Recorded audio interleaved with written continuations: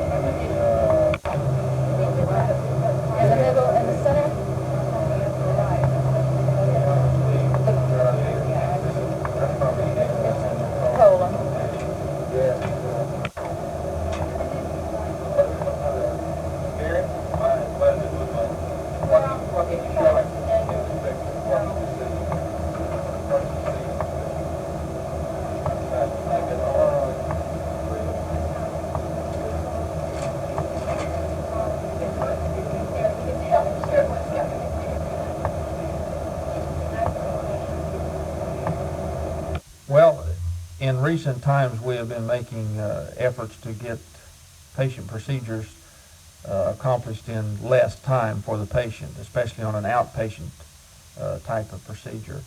And with this, a patient can come to the hospital on a scheduled basis and should be able to get through this examination and back home in a very short period of time. The examination, such as an examination of the head, probably will require total time in the hospital of somewhere around an hour. The examination time will probably be down to half an hour or something of that nature, depending on just what is required for the examination. It's important to state here also that not every patient is going to have exactly the same study. Say two patients who are having studies of the head, and they both will not have exactly the same study or the same time required for that study. As opposed to several days in the hospital for a traditional x-ray examination. Okay, Jay, lots of other conventional x-ray examinations require prior preparation of the patient, either restriction of their meals or a special diet or even medication. This will not require any of that in the usual sense. A patient will not be put on a restrictive diet for this at all. You know, you can eat your regular meals at regular times and come in and have this examination, especially the head, upper torso. As we get into certain things in the abdomen, there might be some contraindications, but it would be relatively few. How about the overall advantages of this? Can it, for example, reduce exploratory surgery? Most likely, as these units are spread throughout the world and the medical community gains more confidence in their interpretations of these, it certainly should. It should do that because of the increased information that it can give the physician over conventional x-ray or other forms of studies we have now.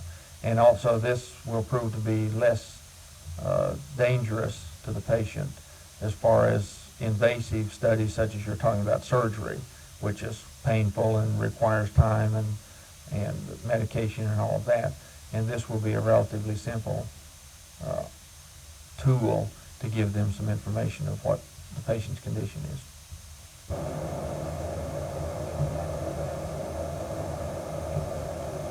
Okay, Sharon, if you could come over and do something with it. Yeah.